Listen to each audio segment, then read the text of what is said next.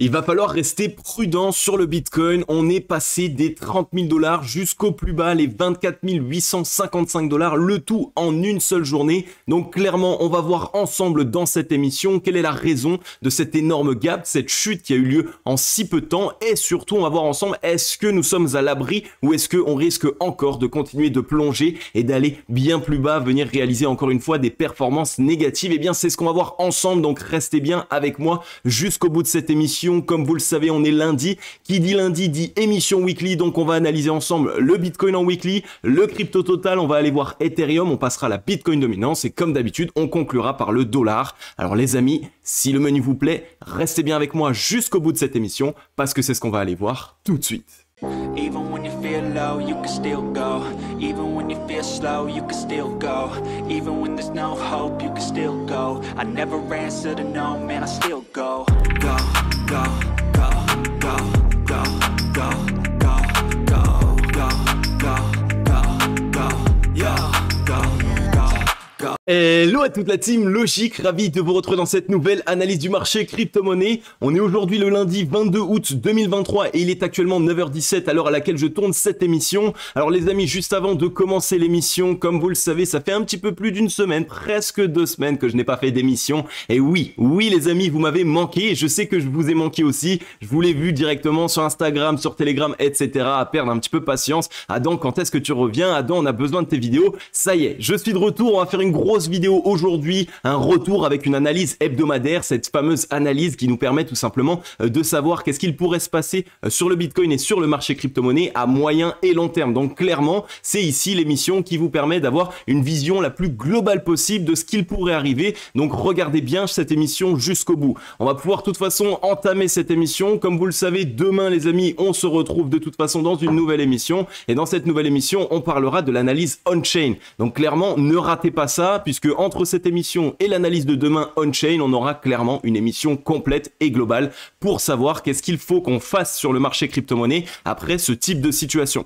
On va pouvoir passer sur une petite revue globale du marché crypto-monnaie. Aujourd'hui, bien, il ne se passe pas grand-chose. Le Bitcoin digère son énorme correction qui nous a fait quitter les 30 000 $ jusqu'aux 24 855 $. Il est actuellement en train d'osciller, plus 0,2%. On est plus sur de la consolidation plutôt que sur un rebond actuellement. Et on voit que voilà, pour la majeure partie des altcoins qui avaient pas mal performé ces derniers temps, ça reste extrêmement baissier. On voit ici Matic, moins 4%, Polkadot, moins 1%, Ethereum qui suit de loin ou de près le Bitcoin avec moins 0,4%, le BNB qui lui aussi se prend une belle petite claque, moins 2,7%, et on va voir ça ensemble dans cette émission. Restez bien jusqu'au bout parce que je vais vous expliquer clairement qu'est-ce qui a eu lieu, qu'est-ce qui s'est passé sur le Bitcoin pour qu'on ait une correction aussi importante, et aussi est-ce qu'il y a un lien avec le BNB. C'est peut-être un petit teasing que je vous fais, mais oui, évidemment il y a eu un lien avec le BNB, donc je vais vous en parler. Restez bien jusqu'au bout de l'émission. Et on voit même le Solana qui retrace de 1,3%. Le seul petit qui essaye de partir à contre-tendance, ça va être le Litecoin avec plus 1%. Bref, maintenant, qu'est-ce qu'il se passe? Pourquoi avons-nous eu une correction aussi importante en si peu de temps? Eh bien, c'est ce qu'on va aller voir. Mais juste avant ça, les amis, n'hésitez pas à vous abonner. Rejoignez la grande team Logic.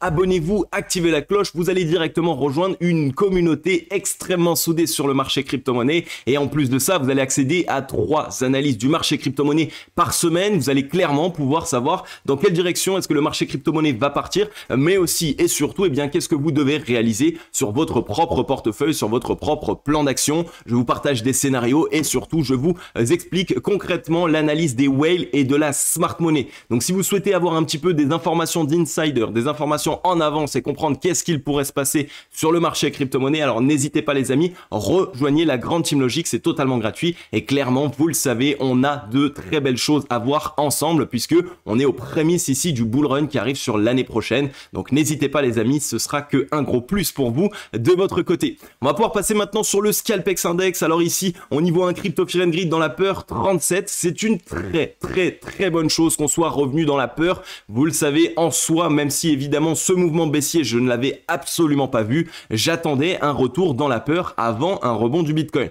Pour l'instant, c'est chose qui est faite, ce qui est un très bon signal. Maintenant, attention, on le sait, quand on est dans la peur, c'est que toute la majeure partie du marché crypto actuellement ne savent pas trop ce qu'il se passe. Et au contraire, ils sont même plutôt frileux. Et quand il y a des personnes qui sont frileuses, les whales aiment en jouer afin de réaliser de nouvelles cascades de liquidation baissière. Leur but à elles, ça va être d'utiliser toute la pression vendeuse, toute la peur que le marché crypto-monnaie ressent actuellement, afin d'aller le plus bas possible pour seulement par la suite racheter un maximum de liquidité. Alors vous allez voir avec moi dans cette émission que cette correction est déjà allée chercher un objectif de liquidation qui est très important. Donc on a réalisé une cascade de liquidation. Maintenant, comme je le dis toujours, on reste prudent. Il va nous falloir attendre des structures tout simplement parce que quand on est dans la peur, on a toujours cette petite épée de Damoclès qui pourrait nous ramener dans l'extrême peur. Et comme vous le savez, les whales aiment bien poser un bottom dans l'extrême peur. Donc on va surveiller tout ça. Premier très bon signal, on est dans la peur. Maintenant, à voir, est-ce qu'on aura la nécessité de revenir jusqu'à l'extrême peur. Un social index sur Up, un market order flow en recherche d'achat ce matin. Donc, on va prendre un tout petit peu de recul puisqu'on n'a pas fait d'émission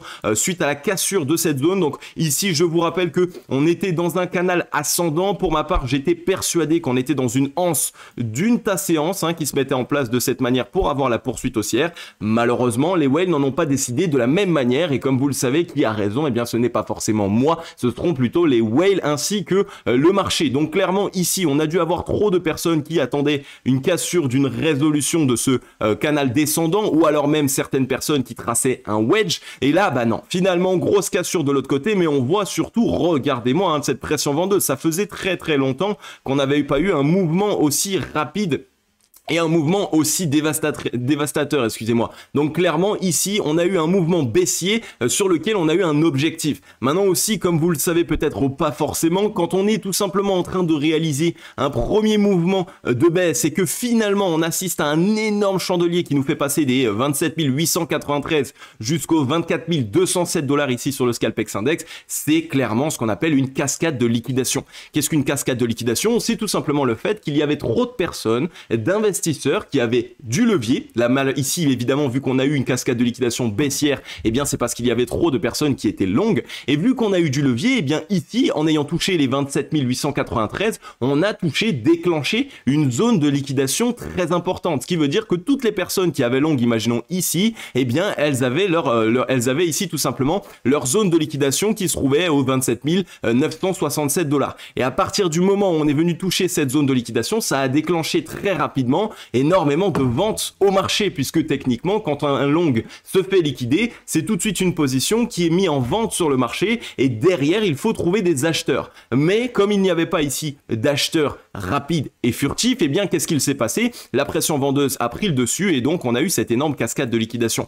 Maintenant, le bon signal, c'est la mèche. La mèche ici qui a été immédiatement rachetée. Donc clairement, cela montre quoi? Cela montre que les whales, que la smart money attendaient cette cascade de liquidation. Donc ils sont bien venus chercher cette zone, ce pic de liquidation ultime pour essayer de racheter un maximum sur du Bitcoin à très bon coût, puisque ici, ils ont réussi à retrouver du Bitcoin entre les 24 000 et les 26 243 $. Donc ici, les whales se sont directement gavés, grosse mèche qui a été rachetée. Maintenant, évidemment, on se positionne en consolidation, puisque le marché est en train d'essayer de digérer la correction que nous avons connue, et ensuite, il va falloir qu'on regarde la structure. Évidemment, on va se mettre en place dans un range. Si on se met des W en place et qu'on assiste à la cassure, ça veut dire qu'on repart à la hausse et donc à ce moment-là, clairement, on aura de très belles opportunités. Maintenant aussi, évidemment, il va falloir qu'on surveille de ne pas réaliser ça et donc de venir faire la poursuite baissière. Il arrive quand le marché n'a pas envie de repartir à la hausse immédiatement et donc de clairement prendre tout le monde de court, eh bien, il y arrive que nous ayons tout simplement une petite correction qui vienne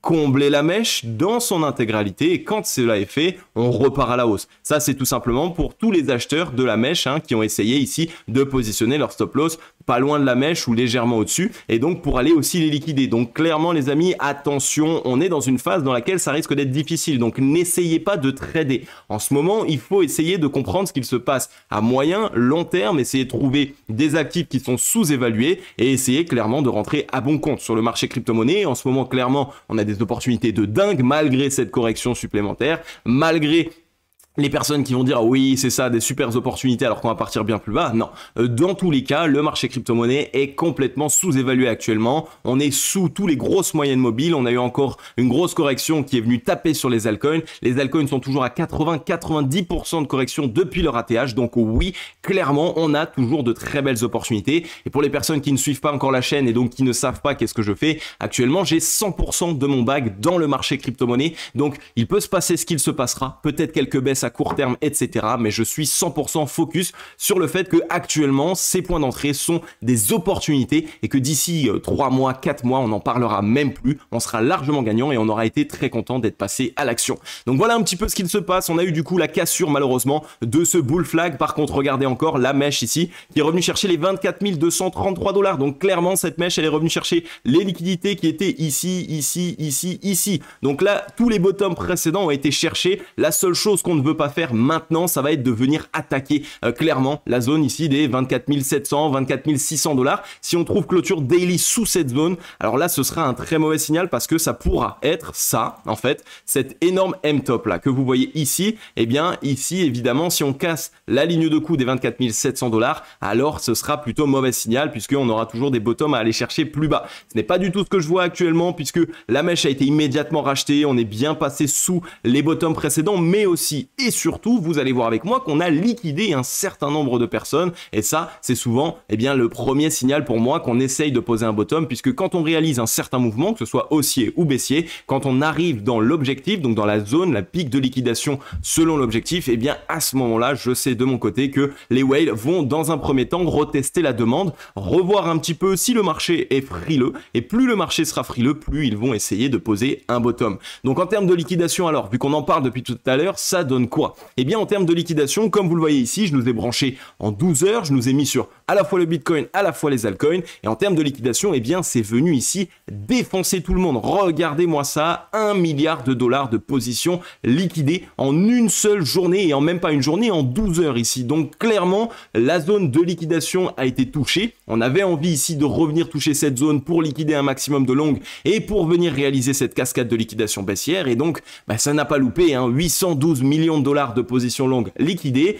et de l'autre côté, 187 millions de dollars de positions short liquidées, ce qui donne un pic de liquidation de 1 milliard. Comme vous le savez les amis, je vous en parle très souvent, les gros pic de liquidation, quand on veut vraiment s'assurer qu'un objectif est atteint, c'est quand on arrive au milliard ou un petit peu plus. Là actuellement on est déjà arrivé au milliard, ce qui est génial, et en plus de ça on est arrivé au milliard sur une zone qui pour les whales n'était pas à la base extrêmement stratégique de venir la quitter, puisque les 30 000 $, c'était une zone qu'on venait de regagner. Mais on est venu faire ce dernier nettoyage, on est venu recréer de la peur, recréer du flou sur cette zone, et c'est pas pour rien, c'est tout simplement parce qu'il y a eu potentiellement trop de personnes qui ont entendu le Bitcoin revenir à 30 000 $, et donc qui ont pensé qu'il fallait ouvrir des positions avec du levier. Quand il y a du levier, ça ne pardonne pas, on vient tout de suite défoncer. Par contre, la très bonne chose, c'est qu'on l'a fait rapidement, donc en soi, on pourrait essayer de trouver un rebond et récupérer cette correction aussi très rapidement. Donc vraiment à surveiller. Le pic de liquidation a été touché, c'est une très bonne chose. On voit surtout là, regardez, le marché est en train de digérer ce qu'il s'est passé, cette grosse liquidation.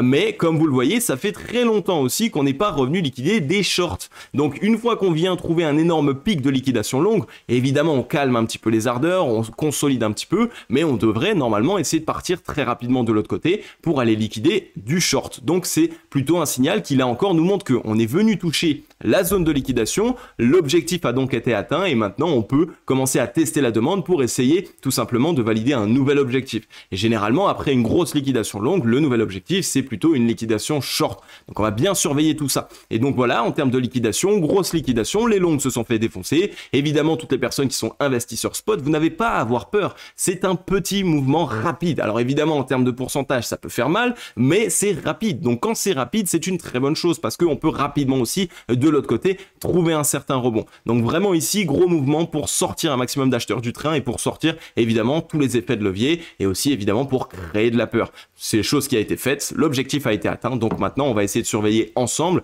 notamment dans l'émission de demain, eh bien est-ce qu'on arrive à essayer de trouver un bottom. On va pouvoir passer maintenant sur le Bitcoin en weekly. Donc, que s'est-il passé? Pourquoi est-ce que on est venu quitter les 29 659 $ et qu'on est allé chercher les 24 856 $ en l'espace de 8-12 heures? Eh bien, en fait, la raison est assez simple dans un premier temps. En fait, en gros, la problématique actuellement, ça va être Binance. On a actuellement Binance. Binance avait tout simplement contracté un prêt, donc un peu comme un crédit, et qu'il a collatéralisé, donc tout simplement son apport, c'était des BNB. Et ces BNB, ben, sa zone tout simplement de prêt, elle avait tout simplement une zone de liquidation. Et cette zone de liquidation, elle dépendait du prix du BNB. Et le prix du BNB, en fait, il ne devait pas passer sous les 212 $. Et donc, pour faire en sorte que le BNB ne quitte pas les 212 $, puisque si je vous le montre ici, on l'a quitté malheureusement, mais au départ, on cherchait à défendre. Hein. Regardez ici, on a essayé de défendre vraiment les 212 $. Je vais vous le remontrer à ce niveau-là. Donc là, ici, comme vous voyez, on était revenu aux 214 et les 212 étaient juste ici. Et ici, clairement, on voit qu'il y a eu une énorme défense pour défendre ces 212, mais finalement, non. On est quand même passé plus bas, mais seulement par la suite. Et donc, qu'est-ce qu'il s'est passé du coup? Pourquoi est-ce que cette zone de liquidation devait être défendue et devait être maintenue? Eh bien, tout simplement parce que, comme je vous l'ai dit, le prêt réalisé par Binance est collatéralisé par le BNB. Et donc, le fait qu'il soit revenu aussi bas, c'est venu tout simplement fermer son prêt. Et donc, derrière, il va devoir rembourser encore plus d'intérêt. Bref, en gros, CZ s'est fait liquider sur l'un de ses prêts. Et donc, tout simplement, pourquoi est-ce que ça a eu un impact sur le Bitcoin dans ce cas-là? Eh bien, parce que CZ, d'un côté, il cherchait à essayer de sauver cette zone des 212 $, et donc il a vendu énormément de Bitcoin qu'il avait pour acheter des BNB.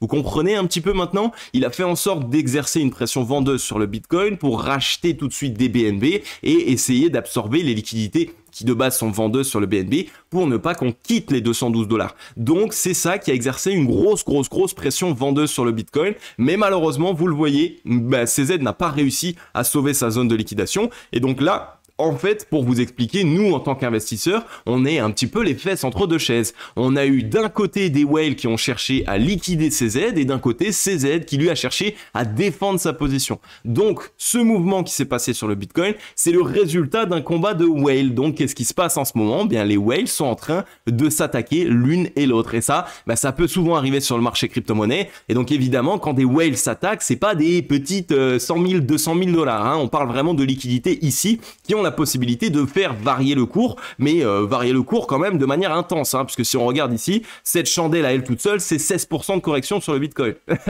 Donc pourquoi est-ce que je vous explique ça? C'est tout simplement pour vous dire, les amis, en ce moment, il ne faut pas trader, et encore moins avec du levier. Essayez plutôt tout simplement d'attendre ce type d'opportunité s'il y a des baisses comme celle-ci. Donc en ce moment, on a vraiment ces opportunités sur les alts, et bien de pouvoir renflouer des positions en tant qu'investisseur. Ne mettez pas forcément tout votre capital au même endroit, mais faites en sorte d'acheter de manière lissée. Plus on va à la baisse, divisé en 10 ou en 15 point d'entrée directement votre capital, mais en ce moment on a de très belles opportunités. Donc voilà, tout ça pour dire que le Bitcoin a eu une grosse pression vendeuse à cause de CZ, des whales ont attaqué CZ et CZ n'a même pas réussi finalement à défendre sa position, donc c'est un peu un patatras général sur le marché crypto-monnaie. À voir maintenant quel impact réel est-ce que cela peut avoir sur Binance, cette fameuse liquidation qui a eu lieu sur le BNB. Donc voilà, maintenant vous avez eu votre petite explication de manière rationnelle, qu'est-ce qui s'était passé. On va pouvoir voir maintenant un petit peu plus au niveau du graphique. Alors au niveau du graphique, première chose à dire, on est malheureusement en train de réaliser un double top. Hein. Ici, on n'est pas loin de réaliser le M. C'est pas réellement un M, mais ça reste pour l'instant un double top dans une zone de résistance très importante, entre les 35 180 $ ici et les 29 177. Donc cette zone qui était ici précédemment une très grosse zone de support. Donc ça, c'est pas le meilleur des signaux possibles. Maintenant, il y a toujours la possibilité actuellement de défendre et de sauver ce double top, et il nous faudrait rebondir ici et de bien trouver évidemment la clôture weekly. Il ne faut pas qu'on la trouve sous les 26 000 $, d'accord? Donc clairement, première zone fatidique qu'il faut qu'on défende, c'est les 26 000 $. Il va falloir qu'on arrive à trouver rebond ou au moins à consolider dessus pour ne pas la quitter, d'accord? Maintenant, ce fameux double top, il n'est pas très joli comme je vous l'ai dit. De plus, on a quitté le ruban de Mile Mobile. Ça aussi en weekly, je n'aime pas. Qu'on quitte le ruban de Mile Mobile, ça peut être encore une fois un signal qui est plutôt bearish. Maintenant, une fois de plus, on va attendre la clôture de cette semaine-ci pour voir à où est-ce qu'on en est. On pourrait clairement essayer de revenir aux 27 600 et réintégrer le MA89, voire même réintégrer le ruban de Mile Mobile dans son intégralité.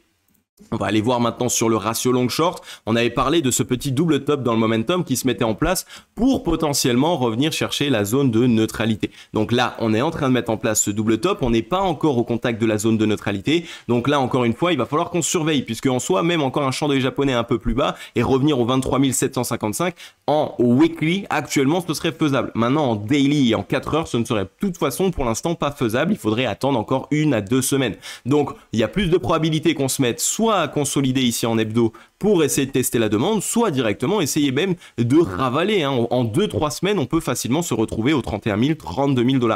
Donc à surveiller. Maintenant, le ratio long short, c'est une bonne chose. Il est bien ici en train de souffler et de permettre aux acheteurs de récupérer de la force. Évidemment, le momentum est actuellement en train de se déverser pour les vendeurs. Donc on va potentiellement retester la zone de neutralité et c'est là qu'en fait, on va tester la demande pour les acheteurs. Si les acheteurs tiennent la zone de neutralité, c'est tip top. On va faire une beau W, une prolongation et on aura du coup une belle deuxième jambe haussière. Malheureusement, si on casse la zone de neutralité, là, malheureusement, les amis, j'ai envie de vous dire que j'aurais pris la mauvaise décision d'être rentré directement, puisque ça pourrait être tout simplement la cassure de cette zone et revenir chercher quelques petites zones entre les 22 000 et les 20 000 $.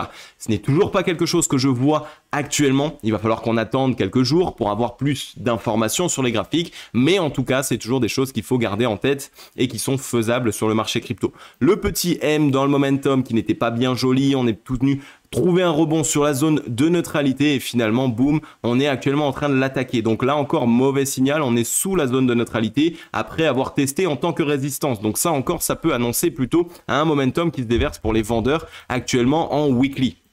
Maintenant, on le voit, on est dans cette zone de résistance, mais on est aussi sur une zone de support clé. La zone ici, entre les 25 000 $ et les 24 000 $, c'est clairement une zone de support qui est fatidique. On est revenu la chercher une fois, 2 fois, ça fait 2 fois qu'actuellement, la smart money rachète entièrement les mèches qui passent sur cette zone. Donc clairement, on est aussi peut-être en train de marteler cette zone en tant que support pour là encore créer une très grosse zone de support. Donc ce que je vous explique là, c'est que le mouvement baissier qu'on a eu sur le Bitcoin, il a eu lieu à cause de combats de whale, d'accord? Là, ça n'a plus rien à voir de manière technique, c'est plus une question d'ego entre des personnes qui ont beaucoup d'argent et une autre personne qui a aussi beaucoup d'argent, d'accord? Et c'est pour cette raison que actuellement il ne s'est pas passé quelque chose de rationnel, et là aussi c'est aussi pour cette raison que du coup il va falloir être patient. On va attendre clairement d'avoir des décisions et de voir ce qu'il se passe. Pour l'instant, on n'a pas de gros volume vendeur, regardez, le volume vendeur est complètement décroissant et pour l'instant on n'a pas non plus cassé de zone clé. Je vous l'ai dit, la zone clé c'est les 25 767 et on veut une clôture en dessous pour avoir vraiment une cassure de zone de support clé. Donc pour l'instant les amis, pas de panique, le Bitcoin a connu évidemment cette certaine correction, c'est venu ici taper sur les alts, mais en même temps on a liquidé énormément de monde, donc on a fait peur, donc il y a beaucoup de personnes qui sont sorties du marché. Et ça c'est ce que les whales veulent généralement dans ce type de mouvement. C'est pour ça que si ici elles ont vu assez de ventes, alors elles pourraient racheter très rapidement pour relancer le cours. N'oubliez pas qu'il y a certaines whales qui veulent rentrer sur le marché crypto-monnaie à meilleur compte, et donc pour rentrer à meilleur compte, elles ont besoin qu'il y ait beaucoup de ventes pour pouvoir acheter. Si on veut être un acheteur, il faut des ventes de l'autre côté pour pouvoir racheter cette position vendeuse, d'accord? C'est comme ça que ça se passe sur le marché crypto. Ce qui veut dire que ici, on a déclenché une cascade de liquidation pour peut-être que certaines whales puissent, elles, rentrer en position. Donc gardez bien tout ça en tête aussi, ça peut en fait tout simplement être finalement, là où tout le monde voit un top, en fait, ça peut être le bottom puisque ça peut être tout simplement la zone dans laquelle certaines whales sont en train de se repositionner. Donc voilà pour le Bitcoin, on va pouvoir passer maintenant sur le crypto total. Sur le crypto total, c'est un petit peu la même chose que sur le Bitcoin. Donc là encore, petite mèche qui est passée aux 989 milliards. On a sauvé la zone fatidique des 1000 milliards. Donc ça, c'est un très bon signal. En hebdomadaire, on ne veut surtout pas quitter les 1000 milliards. Par contre, si on les tient en tant que support, ça peut être une très bonne chose. On est, je vous rappelle, dans une grosse zone de résistance. Et je pense qu'en soi, beaucoup de personnes commencent à avoir peur ici de ce M-top qui est peut-être en train de se dessiner, mais je ne nous vois pas là tout de suite le casser à la baisse, puisqu'il faudrait casser les 1016 milliards et donc casser la zone de support fatidique des 1000 milliards qui a été sauvée ici en ayant racheté la mèche. Donc clairement, on est juste dans une résistance qui nous a rejeté à une reprise, 2 reprises, mais qui peut très bien se transformer en double bottom ainsi et venir tout simplement trouver une cassure, une récupération acheteuse de cette zone de résistance. Là encore, les amis, tout n'est pas encore joué. On n'est pas encore vraiment ici sur quelque chose qui est catastrophique. Sur le ratio long short, on est déjà de retour sur la zone de neutralité. C'est une très bonne chose. Si on arrive à bien la tenir, ça peut nous montrer qu'on est tout simplement revenu tester la demande sur cette zone des 1000 milliards qui est à la fois la zone d'objectif pour les acheteurs, c'est vraiment cette zone que les acheteurs doivent défendre et qui en plus de ça est la zone de neutralité pour le momentum. Donc c'est là où les acheteurs et les vendeurs sont à part égale et c'est là où si les acheteurs se montrent, ils peuvent facilement reprendre la main et récupérer le momentum ici sur le crypto total et donc en grande partie sur les alts. Maintenant, on va passer sur le RSI. Le RSI, pareil en soi, hein, on est sur un petit W sur les 50, retest de la zone de neutralité. Comme d'habitude, cette zone de neutralité, il va falloir qu'elle tienne, hein, qu'on arrive bien à faire en sorte qu'elle tienne sur cette fin de semaine et qu'on trouve une clôture, on va dire, au-dessus ici des 46,41. C'est tout à fait faisable et ça pourrait nous permettre du coup, comme vous le voyez, d'avoir bien soufflé et donc de venir faire la poursuite ici de ce double bottom. Donc clairement, là encore, le crypto total, pour l'instant, n'est pas dans une disposition qui est trop bearish. Un volume vendeur qui est toujours décroissant et si on regarde du côté du ruban, on est en train de s'en faire rejeter, il est plutôt à plat, donc en soi le prix actuellement du crypto total est plutôt dans une consolidation. On se trouve dans un range et il nous faudrait réussir à avoir le W et à casser cette EMA 89 des 1169 milliards. Dès lors que ce sera chose faite, à ce moment-là on pourra se relancer rapidement. N'oubliez pas que ça ici c'est une consolidation weekly, donc clairement on récupère beaucoup de force pour pouvoir s'attaquer à la fois au ruban de moyenne mobile, hein, que je vous ai montré qui est juste là, mais aussi qui concorde avec cette très grosse zone de résistance là, entre les 1221 milliards et les 1131 milliards. C'est tout à fait normal qu'on n'arrive pas à les casser en une seule fois. Donc tranquille les amis, laissez le temps au cours d'essayer de le recasser, il peut même faire en triple bottom, mais pour l'instant, il ne faut juste pas qu'il quitte cette zone de support des 1000 milliards de capitalisation. Maintenant sur Ether, regardez, c'est plutôt sympa. Je suis content personnellement de ce qui s'est passé puisque Ethereum était toujours dans ce triangle de compression. Et qu'est-ce qui s'est passé? Eh bien, on était dans la borne haute, zone de résistance. Et bien, on est revenu chercher la zone de support cette fois-ci, qui est tout simplement cette trend. Donc là, on est revenu chercher les 1500 $ sur Ethereum. La belle petite mèche qui est venue liquider ici les quelques zones qu'on avait précédemment. Donc les zones dans lesquelles il y avait potentiellement des zones de stop pour les longues. Et donc là, clairement, Ethereum est tout simplement en train de souffler sur son triangle de compression. Deux possibilités sur Ether, soit on continue tranquillement ici pour revenir sur les 1500 et vraiment trouver rebond sur la trend, soit ici cette petite mèche nous a suffi et donc on a bien retesté et donc on va faire quelque chose comme ça avant d'essayer d'avoir une vraie poursuite. Clairement, Ethereum, lui, est de plus en plus proche de la fin de son triangle de compression. Hein. Regardez ici, on est vraiment en train de se rapprocher de la fin de ce triangle de compression. On est surtout en train d'augmenter de nouveau, tout simplement de comprimer, la volatilité. On commence à avoir ici un Ether qui se bloque dans une zone de prix de plus en plus proche, donc qui fait vraiment des petits, et à un moment donné, on risque clairement d'essayer de trouver une décision sur cette consolidation, sur cette compression actuelle. Ensuite ici, on est en train de corriger, on récupère bien du souffle sur Ethereum. Clairement, là, on a encore un petit peu de place pour essayer de lancer quelque chose. Donc, je ne vous verrai pas tout de suite sur Ether racheter immédiatement cette mèche. Je nous verrai plutôt consolider tranquillement, essayer de revenir même chercher une dernière fois les 1600 avant trouver un rebond. Maintenant, si on regarde sur le ratio long short, eh bien là, on est déjà de retour sur la zone de neutralité. C'est un très bon signal. On est en train de tester cette zone en tant que support. On va bien surveiller sur cette fin de semaine pour voir si elle tient en tant que support. Donc voilà pour Ether. Pour l'instant, pas grand chose à dire de plus, à part qu'il continue son énorme compression et que certes ce mouvement peut faire peur, mais en réalité il est tout simplement revenu chercher sa zone de support et comme vous le savez, dans une compression, quand on vient chercher la zone de support ici, eh bien on va par la suite rebondir pour aller chercher la zone de résistance. C'est comme ça que ça fonctionne et c'est comme ça qu'on l'a fait dans le passé. Regardez ici, on a cherché la zone de support, zone de résistance, support, résistance. Et donc là, résistance, support, et normalement, on pourrait essayer de revenir chercher cette fameuse zone de résistance. Donc vraiment, surveillez bien sur Ether. On a de belles opportunités d'entrée sur Ethereum, et clairement, ce n'est pas des opportunités d'entrée qu'on risque d'avoir tous les jours. Donc clairement, ici, une belle petite possibilité pour essayer d'entrer sur Ether. Le petit M qui s'est dessiné et qui a été validé sur la Bitcoin dominance, donc là encore, signal très fort pour nous dire que potentiellement les altcoins sont en train d'essayer de réaliser un certain mouvement. Le petit M cassure de la zone de neutralité, donc la Bitcoin dominance est en train clairement de connaître une correction et surtout en train de chuter. C'est un très bon signal une fois de plus pour les altcoins, donc je vous le répète pour ma part, les altcoins sont dans de très belles dispositions. Le Bitcoin lui est passé en soi de son bottom ultime des 16 000 jusqu'aux 32 000, il a fait x2. Les altcoins eux, non, sont à 25-30% de hausse maximum, donc ils ont encore largement de quoi récupérer ce fameux x2 que le Bitcoin a déjà déjà fait. On est dans la zone de surachat, les acheteurs sont clairement essoufflés, les vendeurs eux sont pleins de force, on est en train de déverser le momentum pour les vendeurs, donc là on est clairement à l'aube d'une belle correction sur la Bitcoin dominance en weekly, donc à moyen et long terme on pourrait commencer une altcoin season très intéressante. Maintenant ici pareil sur le RSI, on était en zone de surachat dans les 75, on est en train de se faire rejeter, donc clairement la Bitcoin dominance est venue faire cette fausse cassure de range, mais on voit que là on risque potentiellement de clairement réintégrer ce range et donc de voir à nouveau des altcoins enfin connaître certaines performances. Maintenant sur le dollar nous a fait un petit rebond assez in extremis entre guillemets. Maintenant évidemment vous le voyez, c'est le même type de rebond qu'on a déjà fait dans le passé. Ce rebond ici, ce rebond ici, ce rebond ici. Et ensuite, qu'est-ce qui s'est passé? Eh bien, s'en est suivi ici un mouvement baissier, s'en est suivi un mouvement baissier, et donc devrait s'en suivre un mouvement baissier. On est clairement actuellement dans une disposition ici, toujours qui est baissière, hein. Regardez ici la dynamique.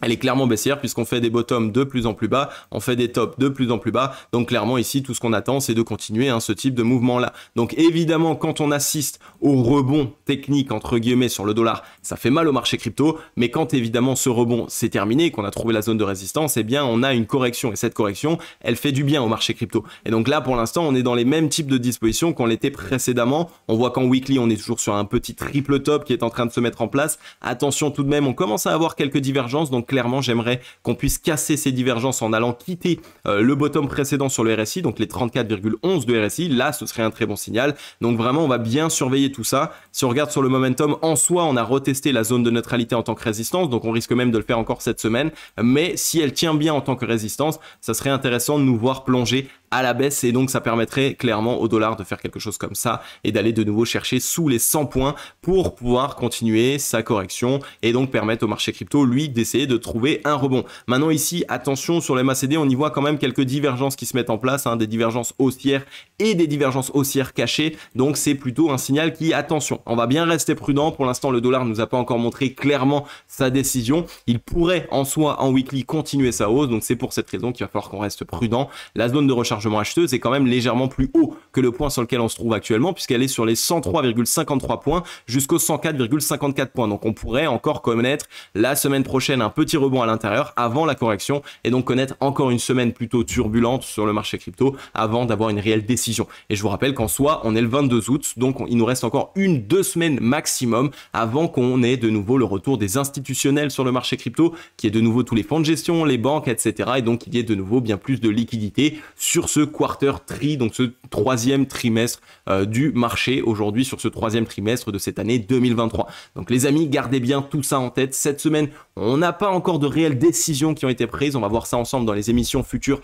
et évidemment si on a de nouvelles informations, mais actuellement, comme vous le voyez, on n'a pas encore quitté de zone fatidique. Donc c'est un mouvement baissier qui a eu lieu suite à un combat de whale, suite aussi évidemment à un rebond du dollar, donc c'est un concours de circonstances, mais en tout cas pour l'instant, la majeure partie des signaux nous montre qu'on a touché la zone de liquidation longue et donc qu'on pourrait aller chercher la zone de liquidation short. Ok la team, j'en ai terminé avec cette émission. Comme d'habitude, j'espère qu'elle vous aura plu un maximum. Alors les amis, je sais que je vous ai manqué et clairement vous m'avez aussi manqué. Presque 2 semaines sans faire de vidéo, ça arrive pas tous les jours sur la chaîne Cryptologique puisque je vous fais des émissions, 3 émissions par semaine et surtout je les rate quasiment jamais. Alors vous le savez, j'étais parti à Cannes et ensuite quand je suis rentré de Cannes, bah évidemment quand on a 3 entreprises, quand on prend une semaine de vacances, quand on revient, c'est la zizanie. Il faut gérer tous les projets, il faut gérer toutes les avancées, il faut gérer bref toutes les news qu'il y a. Puisque vous le savez ici, j'ai des projets et des entreprises qui sont en plus de ça dans des secteurs différents. Donc ça veut clairement dire que sur cette semaine dans laquelle je vous ai pas fait de vidéo, j'ai dû clairement remettre sur pied et surtout dans l'axe mes différentes entreprises, mes différents projets afin évidemment qu'on puisse se repartir du bon pied. Donc là actuellement c'est good, tout est de nouveau en place, ça se passe extrêmement bien. Pour les personnes qui se posaient la question, et bien évidemment ma semaine à Cannes c'était monstrueux. Clairement on était dans des endroits qui étaient juste géniaux, on a pu profiter, on était à la mer, on a pu aller voir les poissons aussi puisqu'il y a une petite île qui est juste en face sur laquelle il y a de l'eau qui est juste toute bleue turquoise avec plein de poissons, donc on avait nos petits masques etc et on est allé voir plein de poissons. Donc bref, on a fait pas mal de choses, on a mangé comme des cochons, bref c'était un petit peu ma petite semaine de détente tranquillement, ça m'a fait extrêmement de bien de pouvoir partir. Comme vous le savez aussi en ce moment les amis, c'est vraiment très compliqué pour moi en termes de temps parce que j'ai beaucoup d'entreprises et sur ces entreprises j'ai beaucoup de projets qui arrivent là, on va dire qui vont commencer à se lancer clairement en fin septembre, mi-septembre et donc il faut vraiment faire en sorte de tout planifier et vous le savez savez, hein, mon temps il est assez précieux et en ce moment bah, j'en ai vraiment pas beaucoup, donc je suis désolé si je vous fais moins d'émissions, si je suis un peu moins présent sur Telegram, mais voilà, comme vous le voyez, ça fait 2 ans maintenant que je suis sur YouTube et mes projets ne cessent de se développer, on ne cesse de continuer, d'avoir de nouveaux projets, de commencer à viser plus grand, d'avoir de nouveaux résultats aussi, puisque clairement chacune de ces entreprises actuellement fonctionne très très bien, donc c'est pour cette raison que voilà, on a fini un petit peu le petit cryptologique d'il y a 2 ans qui avait que la chaîne YouTube et qui pouvait faire 7 vidéos par semaine. Là actuellement on a eu vraiment un gros glow up, on est en train d'évoluer, on est en train de faire grandir tout ça. Donc voilà, je sais que pour la plupart d'entre vous normalement vous êtes contents évidemment pour moi, mais pour les autres qui se disent oui mais ça nous fait moins d'émissions, ne vous inquiétez pas les amis, je suis toujours là. Et puis en ce moment de toute façon le marché crypto bouge moins vite que si on était en grosse décision, donc que si on était en plein bull run ou quoi que ce soit. Donc voilà, comme ça vous avez un petit peu les explications de pourquoi est-ce que vous me voyez un petit peu moins, c'est tout simplement parce que j'ai beaucoup plus de choses à faire, et donc bah qui dit plus de choses à faire dit évidemment que mon temps est de plus en plus restreint. Donc voilà les amis, en tout cas ça m'a fait super plaisir de pouvoir vous faire cette émission. Comme vous le savez, on se retrouve demain, donc clairement les amis, n'oubliez pas d'activer la petite cloche pour avoir la notification pour la vidéo de demain, et puis voilà, j'espère vous voir tous et toutes dans les commentaires dans la vidéo de demain, et puis comme d'habitude les amis, je vais vous souhaiter à tous et à toutes une agréable journée ou une agréable soirée. C'était Cryptologique, ciao.